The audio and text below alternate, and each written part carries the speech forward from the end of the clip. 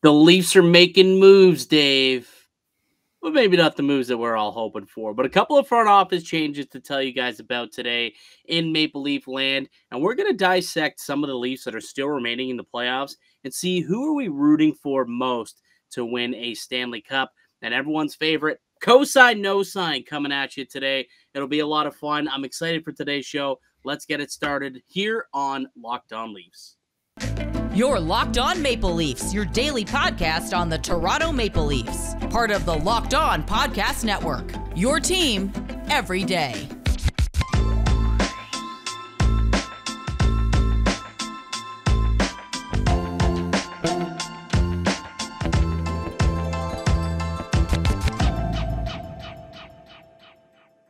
Hello and welcome to the Locked On Leafs podcast, your one-stop shop for all things Leafs. I'm your host, Mike DiStefano from TSN 1050 Toronto Radio, also known as Al's brother on TSN's Overdrive and TSN 1050's Leafs Lunch. Joining me, it's my co-host, Dave Morassutti from Sportsnet, also a writer from the NHLPA.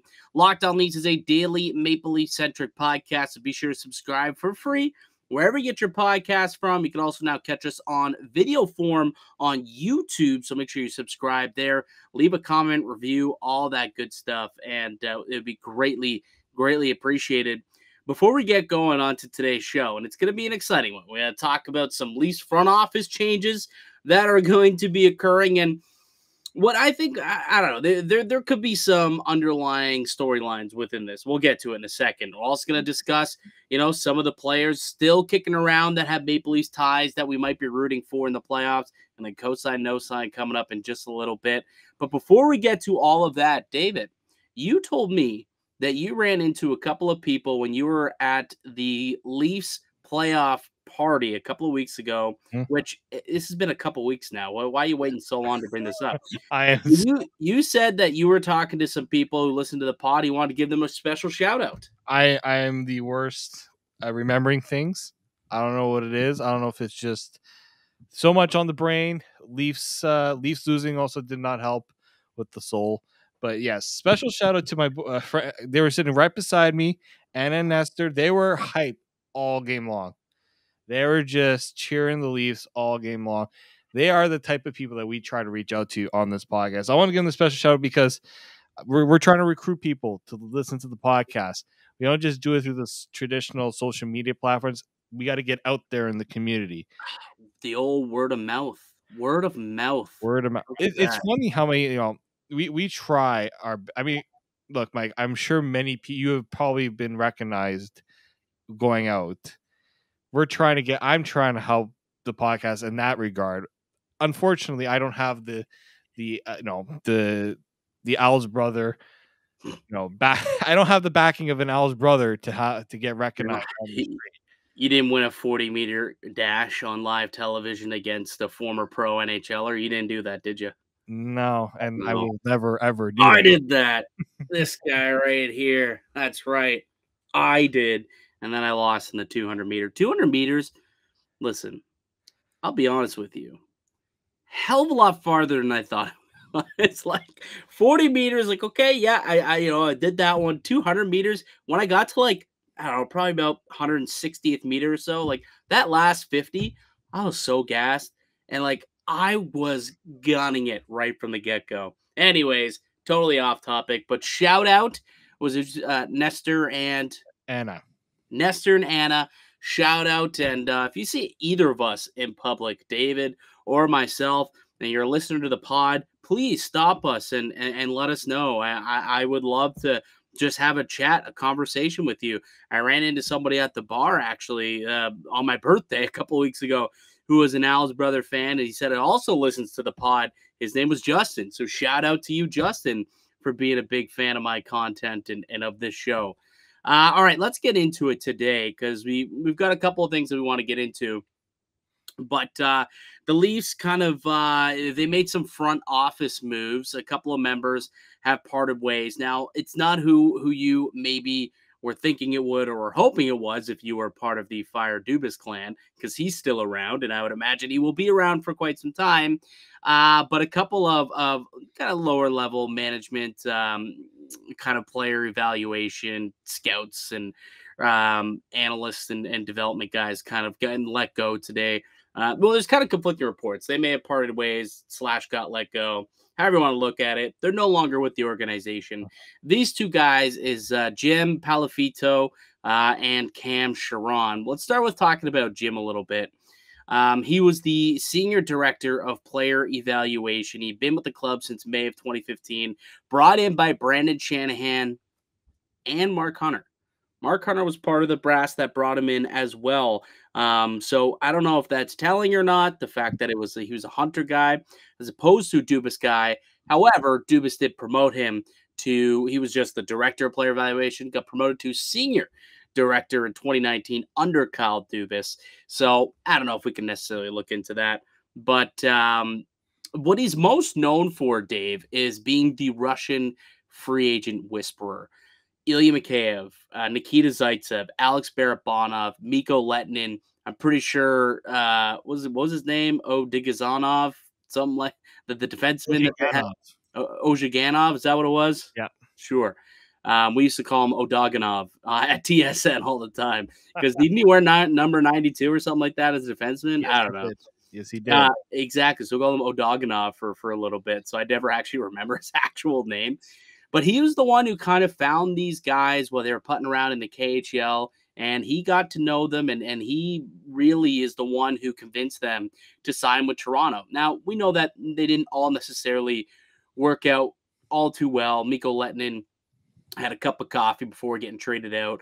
Zaitsev played well in his first year, but then became a bit of an anchor once he signed that big contract, and he got shipped out of town. And Barabanov didn't really get an opportunity in Toronto, then get shipped out of good faith to San Jose. All of a sudden, he's looking great in their top 6, and he is a guy who the Maple Leafs definitely could have used in the playoffs. He signs a long-term contract, so that was a good player, just didn't quite fit, I guess, with the Maple Leafs. But Ilya Mikheyev, I guess, would be kind of the breadwinner type of player that Jim Paliafito did bring in, and you know, the fact that this is what he's known for, bringing in these Russian free agents. I wonder, like, is that still going to be something that's a point of something that they're going to be targeting at this point? I don't know if the war has anything to do with it, if the fact that none of these guys are still with the team anymore. So there's no more ties to Jim Paliafito. I mean, Ilya Mikheyev, I wonder what this means for him. Somebody who he respects a lot, clearly was the bridge between the Leafs and Mikheyev to bring him back overseas. Now that he's a free agent, I wonder if this means anything for his contract negotiations. No, it's interesting because I think it also has a lot to do with Dan Milstein, his agent, too. Like it seems like a lot of the Russians the Leafs do bring in, he represents them. They're all with Dan Milstein. They're pretty much like 95, like let's say 97% are with Dan Milstein. I don't know if there is going to be, like we already know that this is going to be a tough negotiation for the Leafs anyways, because Mikheyev obviously has a thought about what his role is, and money is going to be a part of that, right? You don't get many chances to make big in free agency. This is Mikheyev's true chance, and yeah, maybe this is a sign the Leafs are going to try something new, but also like the Leafs know what Mikheyev is. Like Jim Paliafito did what he did to bring him in. I think at this point, Kyle Dubas and company know what they're getting with him. I don't think they need Paliafito there to do the negotiations, but yeah, it is a curious move to say the least. Well, I just wonder if going forward, if maybe they're not as keen, and that was the word I was looking for before, not as keen on focusing on KHL talent as maybe they once did as, free agents that they were looking to bring in from outside of North America. And unless they have somebody else who they're going to replace them with, which perhaps they do already, and it just hasn't been announced. But there's another KHL free agent that's coming up this summer, Andrei Kuzmenko, who I remember hearing earlier in the season. He has I think it was upwards of 23 teams or something like that looking at this guy. And the Maple Leafs were one of them. So I wonder if this has any bearing on those negotiations if Paliafito would have been one of the guys who would have been able to, convince Kuzmenko to sign with the Leafs. And now that they, don't have this guy who's the Russian whisperer, maybe he's not a player who the Leafs will go after as hard as maybe we once thought he would, because he's someone who could fit in this team's top nine. I think that's what he's expected to be, a playmaking, scoring winger. I wonder what that means for that as well. It will be, yeah, like you have to find ways to get creative with how you add players. The Leafs haven't, unfortunately, been able to get as many through the drafting and development process, so they've had to kind of accelerate it by getting guys that kind of already have the development part down. But yeah, the Leafs are going to have a lot of stiff competition from. They've seemed to find ways to get guys that a lot of teams are after. I don't know how much of that is because of the guys that they had in the front office, or if that's just the reputation. Do the Leafs have the Leafs do have a bit of a reputation with these Russian players. Whether that changes, that's gonna be an interesting thing to keep an eye on.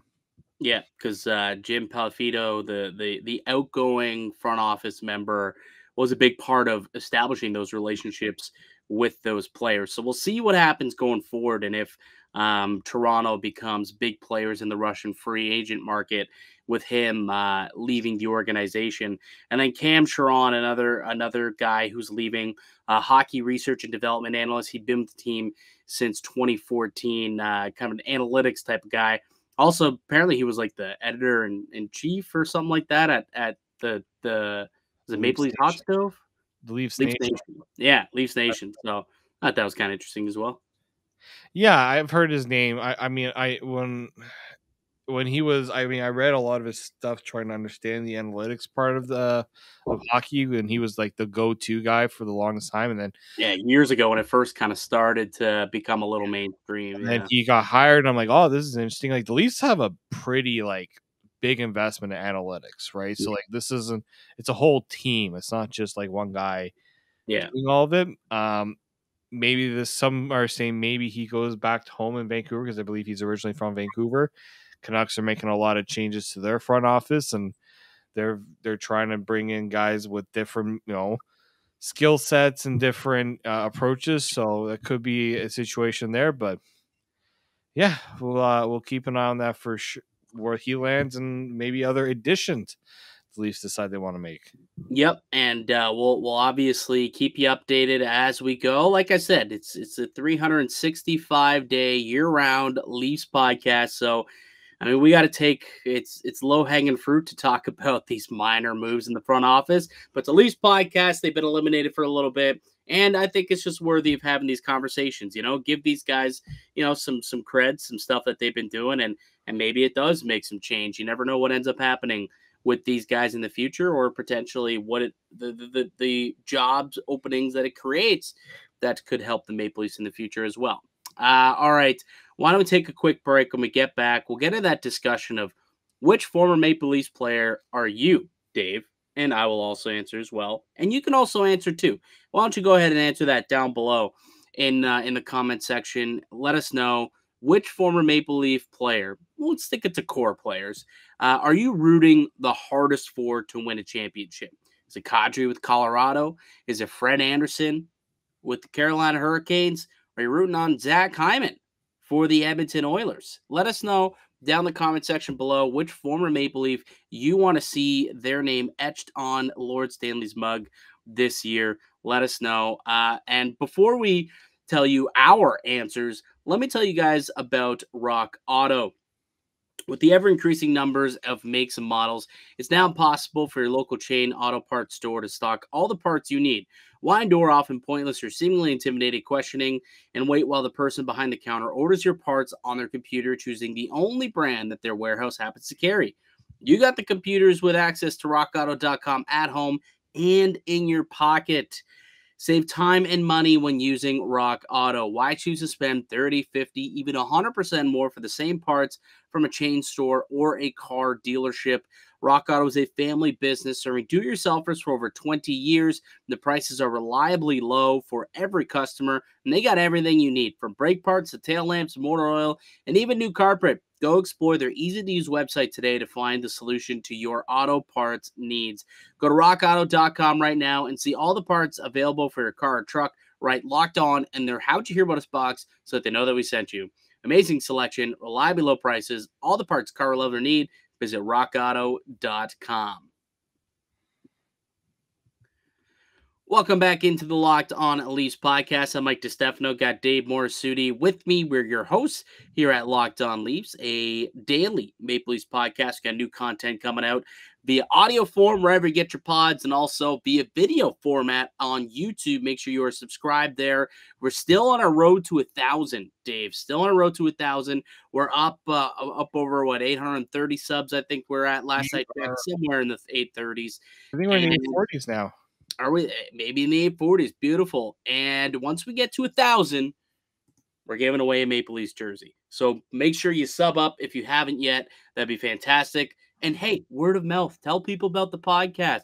Let your other friends know, the other Leafs fanatics. We want to grow this community. Another great way that we've been able to grow this community is with our Discord. Dave, why don't you tell the good folks about the Discord channel that we've started and have been using to talk with the fans? Yeah, it's a great way to take it. It's basically I compared to an extension of the podcast, right? We want to keep the conversation going as much as possible. We don't want, we do these episodes every day. I get that, but we want to continue the conversation elsewhere, and we also want to get you guys involved in the conversation as well, right? The podcast isn't for Mike and I.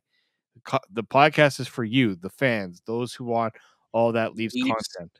Leafs Nation. It's for Leafs Nation. We should call like the Leafs Nation Discord. I don't even know if that's been taken yet. If it hasn't, it's the Locked On Leafs Discord channel. Well, it is. That's what it is. So we don't need to call it anything. Call it the Locked On Leafs Discord channel, where you're locked on the Leafs all the time. Exactly. David. You're locked in, and we're not letting you go. No, you're not. All right. You guys are stuck with us. So I posed the question before we went to break quickly. Which former Leafs core player are you rooting hardest for to win a championship? I answer the question, Dave. I'll let you go first. Which player are you rooting for the hardest to win? It's Nazem Kadri. I'll give you a couple reasons why. One, I think the way it ended in Toronto was unfortunate. He was made a scapegoat for those two Bruins losses, especially the one where he got suspended and pretty much ended his time in Toronto. I felt like he was a bit of a scapegoat for, really, as we can now see, it was not Nazem Kadri's fault that the Leafs have been unsuccessful in the playoffs. So I feel like he was given kind of the wrong end of the shtick here in Toronto. So that's the one reason.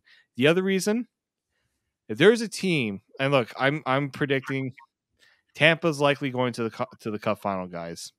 If there's a team that likely is going to give the best chance to beat the Lightning, it's the Colorado Avalanche. So, and I don't want the three-peat. As much as some people like history, no. No. So Zach Bogosian's not part of your former Maple Leafs who you want to win the title? No, he left the Leafs for Florida. He left for a rival. That jerk. He does not deserve happiness. Yeah. I fully agree with you on that one. On the ice, he can have all the happiness he wants off the ice, but on the ice, no. I mean, Nazem Kadri, I think, is the easy answer there. I agree with you. Just, he's a guy who loved being a Maple Leaf, and you just look at how hard that guy plays. You know that a Stanley Cup would mean so much to a player like that. But I guess I'll just play a little devil's advocate for a second. I mean, what Zach Hyman is doing with Edmonton right now is just fantastic. I mean, Hyman was a guy who wanted to come back, and he got squeezed out of Toronto due to salary cap reasons, right? So he's another guy where it's like he wanted to come back. If they could afford to pay him the contract that he wanted, which was less than what he signed in Edmonton, he would have came back, but they were unable to make that happen, and he had to go elsewhere and do what's good for himself and his family, set him up financially. But ultimately, I mean, what the Edmonton Oilers are doing right now is just unbelievable. I mean, at the time I recorded this podcast, They're through 20 minutes in game number 4. They're up 3-0. And Zach Hyman has a goal in his 4th straight game. He's got 5 goals so far through the 4 games in this series against the Calgary Flames. It's absolutely unbelievable what the Edmonton Oilers are doing. I thought this was going to be a 5-game series, 5-6 games max. And I thought that was going to be the Flames taking it in 5 or 6. Yeah. Man, not just obviously Hyman. He's not the catalyst. It's clearly the Connor McDavid show most nights. But like Hyman is also looking like an absolute star, like a stud in these playoffs. And I would not be upset also if he ended up going on to win a Stanley Cup. And if Hyman wins, that means that Cody Ceci wins a cup. That means that Tyson Barrie also would win a cup as well. I'm twitching if you can't tell right now, Mike. It's kind of I would assume most people wouldn't really care if Cody Ceci won a Stanley Cup or Tyson Barrie for that matter. But Zach Hyman, I mean, if it meant that Hyman gets to hoist the cup over his head, I think you would be okay with those two also winning it on the same night. Yeah, I'm just not a fan of the Oilers winning a cup either. I don't know, man. I'm starting to get on board. I'll be honest with you. McDavid deserves a chance to, be. Don't you want to see McDavid versus Vasilevsky in a Stanley Cup final? It'd be an interesting storyline. Yeah, it would be. I just don't know if I see the Oilers being able to match what the Lightning could put out top to bottom. That's the other problem. And dude, I thought the same thing against the Flames, and they're out here killing them. You know what it is? I'll give the Oilers credit. They found a way to score 6 on Markstrom, even though they lost because they allowed 9.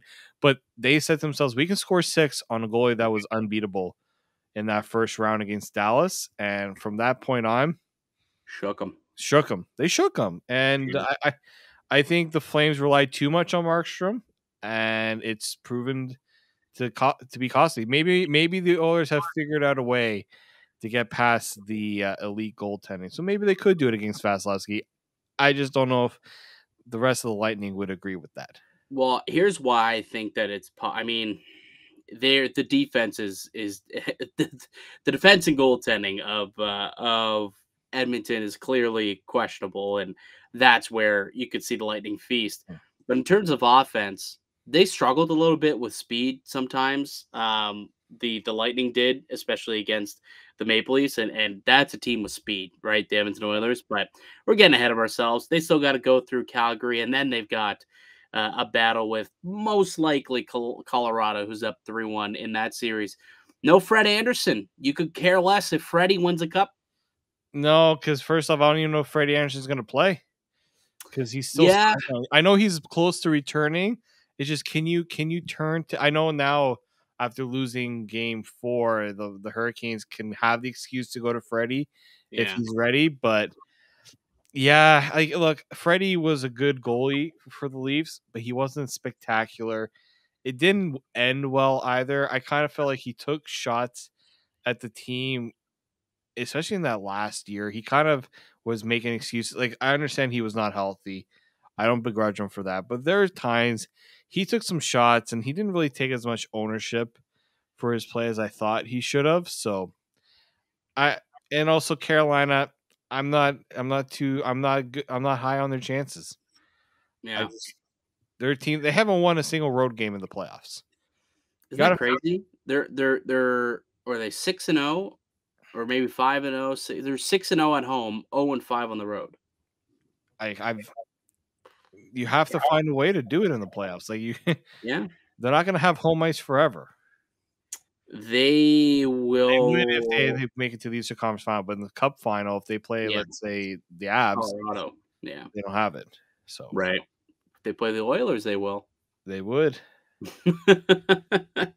All right, yeah. So I think we're on the same page. Nazem Kadri, I think that's the guy that we're rooting for at Locked On Leafs. I guess we're kind of jumping on the Avs bandwagon a little bit. And hoping they win. Because if they win, that also means that, Mikko Rantanen wins. I'm a fan of the way that guy plays. Gabe Landeskog's a great player. I love watching Cale Makar. That dude is just otherworldly as a defenseman. It's actually insane what that guy can do. And Nathan McKinnon, good Canadian boy from out east, good Nova Scotian kid.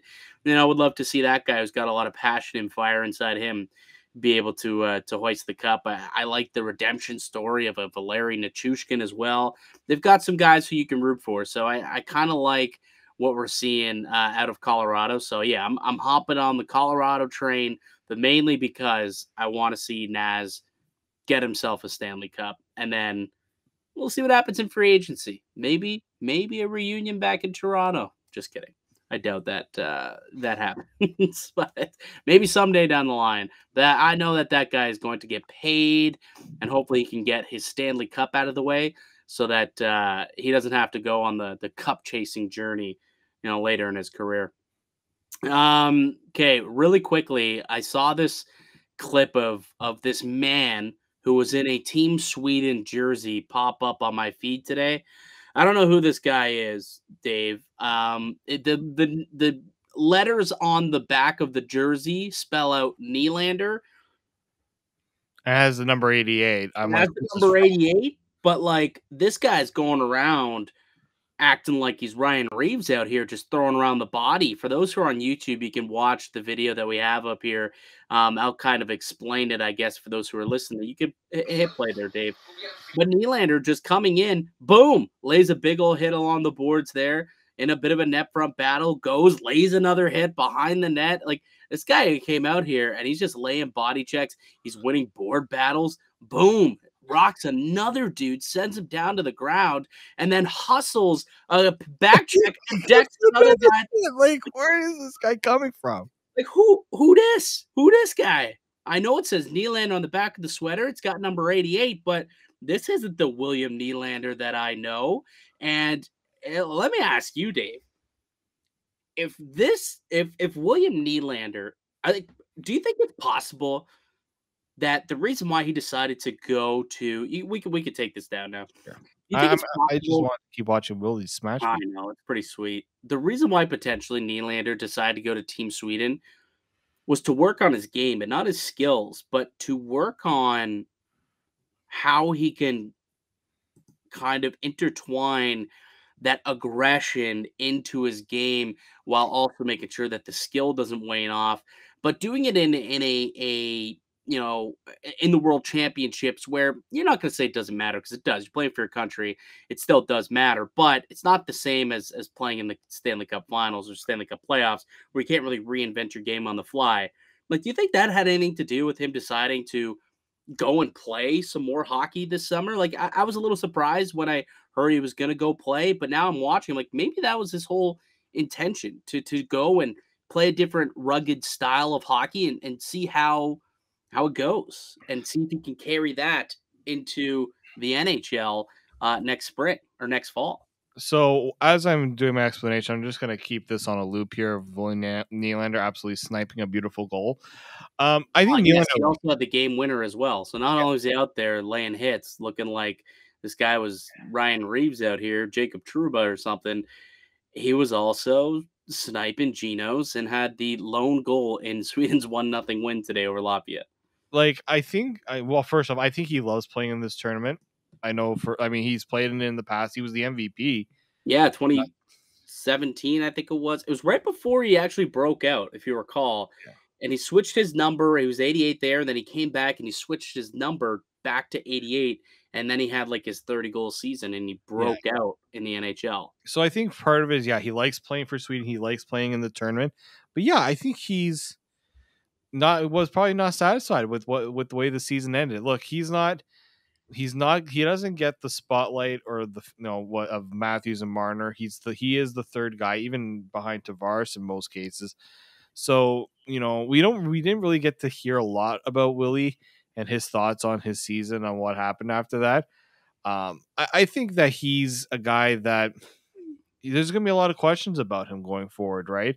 I think if you're the Leafs, you also want to see how he's playing, right? You want to see how he's responding, and maybe there's something that they're not doing right with them. Maybe that's where he should be on the power play. Maybe he should be on the other side, and they got to move Matthews the other way. Like, you have to.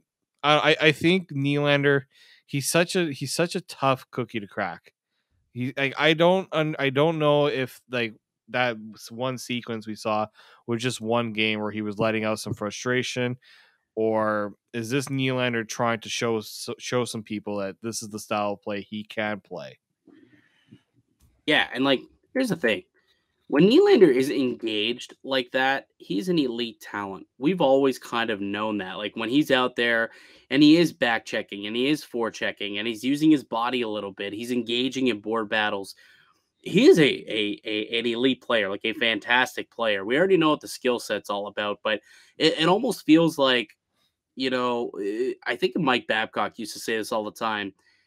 When you play good defense, the offense, it'll result into good offense. And I think that's kind of the stuff that, we talk about sometimes when we have those discussions. It's like, yeah, when you go out there and you back check and you get the puck back for you and you go out there and, you're winning board battles in your own end and you're completely engaged, and then you turn up the other way and you score. That's what they're talking about. And if that's what Willie could do on a consistent basis, because this isn't the first time we've seen that happen, we just rarely see it happen consistently. Like he'll go in stretches, and that's the biggest frustrating part about William Nylander is the fact that he's such a hot and cold player. And when he's hot, man, is he ever elite. But when he's not, dude's halfway invisible. And that's what's so infuriating about Bill Nye, the hitting guy. Now, yeah, that's the thing the Leafs are gonna have to make the determination on, right? Can he show up in those moments, or is he going to be that guy that? Where was he in a game 7? Where was he certain games? So, yeah, I think Nylander. This conversation is gonna go pretty rampant throughout the whole offseason because it didn't work for him this season because he put up some nice stats, but he also had, as we talked about, he got moved off that second line. That's not what you want to see from a guy that, in comparison to what Matthews and Marner are making, he's making peanuts, but he's also being paid to produce and be a guy with John Tavares, and he wasn't that. So you have to decide, is that money best being spent there, or do they need a different type of player? And unfortunately, when you're trying to bring in that different type of player, dollars have to come in and out, because the Leafs can't just bring in a guy to be a legitimate top 6 who makes a certain amount of money and then also keep Nylander around as well. Yeah, it'll be interesting to see what ends up happening with Billy Nye. I'm maybe tomorrow. We were gonna play some cosign no sign, but we're running a little late, so maybe we can leave it for tomorrow. But I do have a Willie Nylander related question, so we'll get into this again tomorrow. We'll kind of pick up from where we left off with this conversation. We'll get into it, and we'll get into the rest of the cosign no signs. There was also a discussion to be had. I know that you found a clip earlier, some discourse surrounding one John Gibson and the potential of him becoming a Maple Leaf. We'll get into that tomorrow as well. We got tons of time to talk about the next couple of months as the offseason goes on. But I think that's going to do it for us here today on the podcast. I'd like to thank you all for listening and supporting the show. You can subscribe to the Locked On Leafs podcast on all podcasting platforms and receive daily Leafs content. Follow myself on Twitter at Make_Canuck. Follow Dave at D_Morassutti. And also follow us and subscribe on YouTube. Leave a like, a comment on YouTube, and a review also if you're listening on iTunes. That'd be greatly appreciated. We'll be back with another episode tomorrow, guys. We're going to play some cosign, no sign, and get into whatever else is going on in the NHL. It's Maple Leafs. I'm sure there's going to be some breaking news tomorrow. Sounds like there is some breaking news actually on a new women's league. So perhaps we can kind of get into that at some point. Perhaps we can try and get Haley Salvian, who broke that story. Try and get her on the pod at some point this week and go over that. The PWHPA looks like they're getting something worked out, which is a positive sign for women's hockey. So maybe that's what we'll have on deck at some point, if not later this week, then next week for sure.